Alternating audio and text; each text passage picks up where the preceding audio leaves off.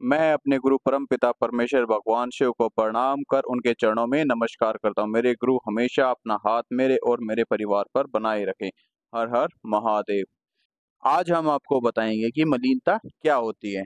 ये बहुत ही महत्वपूर्ण वीडियो है। मलिनता क्या होती है, ध्यान से सुनना। आपने सुना होगा कि आप मलिन हो गए हो। मलिनता ने आपको घेर कर रखा है। बहुत से साधक होते हैं जो सालों से पूजा पाठ करते आ रहे हैं और उनका मन एकदम से पूजा पाठ की तरफ से हट जाता है, या पूजा के समय गंदे दृश्य दिखाना, गंदे विचार आना या गंदे विचार आने लगते हैं। तो आप समझिए कि आपको मलिनता ने घेर रखा है। ये जो मलिनताएं होती हैं ये कई तरह की होती हैं, लेकिन मैं आज आपको प्रमुख रूप से जो मलिनताएं होती है, जो सबसे ज्यादा आती हैं और जिनके कारण से हम मलिन होते हैं, जिनके कारण से हमारे पास मलिनताओं का डेरा लग जाता है, ये इनकी मुख्य कारण मैं आज आपको बताऊंगा और विस्तार से बताऊंगा। आप इनको ध्यान पूर्वक सुनना। सबसे पहले मैं आपको बताना चाहूंगा, जो भाई बहन हमारे इस मंत्र चिकित्सालय चैनल पर नए आए हैं वो हमारे इस चैनल को का बेल आइकन दबाएं, सब्सक्राइब करें, लाइक करें, ताकि आपके साथ साथ आपके भाई बंधु भी अध्यात्म जीवन में आगे बढ़ सके और अपनी समस्याओं का निवारण ढूंढ सके। ये जो मलिनताएं होती है ना, ये बहुत प्रकार की होती हैं। हमारा आज मैं सिर्फ उन मलिनताओं के बारे में बताऊंगा जो बहुत ही महत्वपूर्ण होती है, जो प्रमुख होती हैं। पहला पॉइंट है हमारा ऊर्जा की मलिनता। ये ऊर्जा की मलिनता क्या होती है? जब हम जाप करते हैं तो हमारे शरीर में ऊर्जा उत्पन्न हो जाती है, जिससे हमारी कुंडलिनी शक्ति जागृत होती है। जो पूजा पाठ से हमारे शरीर में ऊर्जा उत्पन्न होती है वो हमारे शरीर में बहने लगती है। जब ऊर्जा हमारे शरीर में बहती है तो हमें देवता का अनुभव होता है, दैविक शक्तियों का अनुभव होता है, जिससे हमें दूत भी प्राप्त होते हैं। जब वो ऊर्जा रुक जाएगी तो आपको अनुभव भी बंद हो जाएंगे। ये ऊर्जा आपकी मलिनता के कारण रुकती है। जैसे आपने देखा होगा, किसी पाइप में जब कचरा फंस जाता है तो उसमें ब्लॉकेज हो जाती है। इसी प्रकार ऊर्जा का होता है। जब हमारे शरीर में कोई मलिनता बैठ जाती है तो वो हमारी ऊर्जा को खाना शुरू कर देती है। वो मलिनता हमारी ऊर्जा को बहने से रोकती है, वो हमारे शरीर में कुंडलिनी शक्ति को जागृत होने से रोकती है। यही कारण होता है जब हम सालों से अपनी पूजा पाठ कर रहे होते हैं और हमें अनुभव एक होने बंद हो जाते हैं। हमारा अगला पॉइंट है देवता की मलिनता। जब आप पूजा पाठ करते हैं तो ऊर्जा बनती है, उस ऊर्जा से हमें देवता के दूत प्राप्त होते हैं। दूत आपको जब मिलते हैं जब आपके शरीर में भरपूर ऊर्जा होती है। ये ऊर्जा ही दूत का रूप धारण करते हैं। पर जब आप शुरुआत करते हैं तो देवता की ऊर्जा 10 से 20% ही आती है। जैसे हम कोई बीज अंकुरित करते हैं तो पहले 2 दिनों में 3 दिनों में उसके अंकुरित होता है।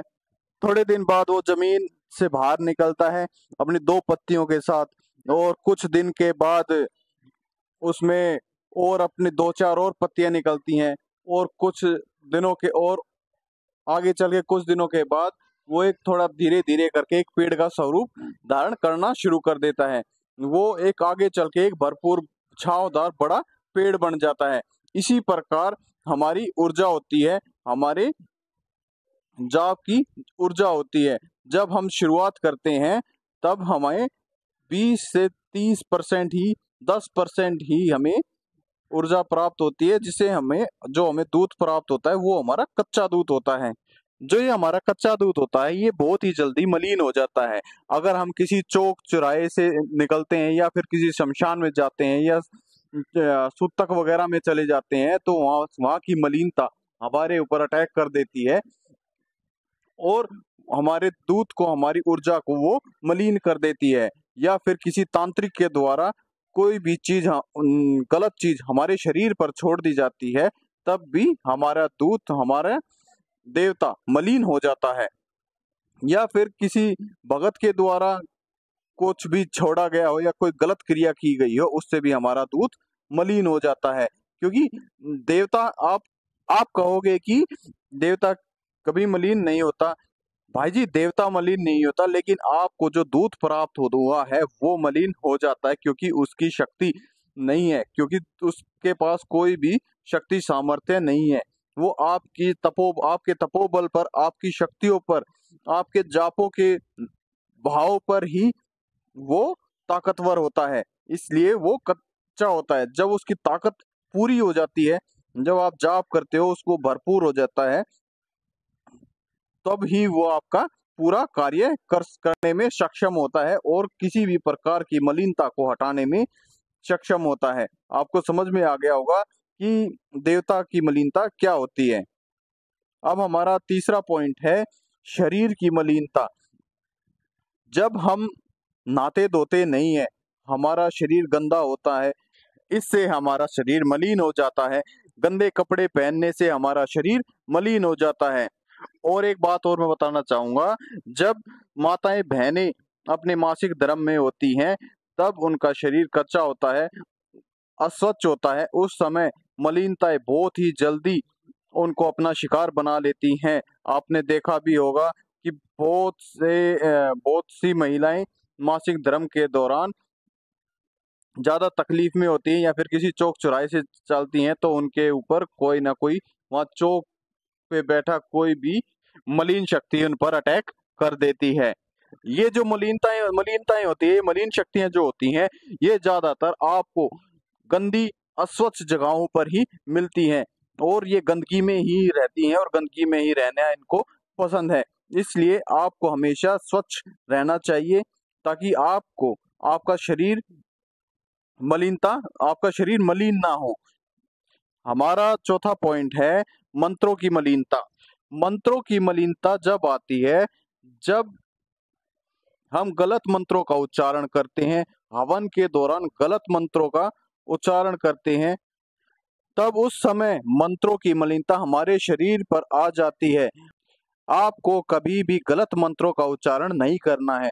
आप मंत्रों के उच्चारण से पहले, जाप से पहले मंत्रों का अभ्यास करें, ताकि आपसे कोई गलती ना हो। अगर आप गलत मंत्रों का उच्चारण करते हैं, तो आपके मंत्रों का अर्थ बदल जाता है, जैसे आप जिससे आपका अहित भी हो सकता है और बहुत बड़ा नुकसान भी हो सकता है। इसलिए आपको मंत्रों के उच्चारण का अभ्यास जरूर करना चाहिए। गलत मंत्रों के उच्चारण करने से हमें मंत्रों की मलिनता प्राप्त हो जाती है, जो हमारी शक्ति को, हमारी ऊर्जा को खाना शुरू कर देती है, और हमें बहुत बड़ा नुकसान तक भी पहुंचा सकती है। इसलिए आपको हमेशा अपने मंत्रों का सही तरीके से उच्चारण करना चाहिए, और उनका उच्चारण करने से पहले अभ्यास करना चाहिए। आपकी समझ में आ गया होगा कि मलिनताएं क्या होती हैं, किस प्रकार हमारे शरीर पर आ जाती हैं, और इनका दुष्परिणाम क्या क्या होते हैं। अब हम चलते हैं। अगर कोई भाई बहन अपनी चेकिंग कराना चाहता है, तो हमारे टेलीग्राम चैनल पर अपना फोटो, नाम, पता, एड्रेस अपलोड कर दे। जो बहनें माताएं शादीशुदा हैं, वो अपने नाम के साथ अपने पति का नाम, फोटो, एड्रेस अपलोड कर दे। हमने अपने डिस्क्रिप्शन में चैनल का लिंक अपलोड कर दिया है। हर हर महादेव। मेरे बालाजी महाराज आप सभी का उद्धार करें। जय श्री राम।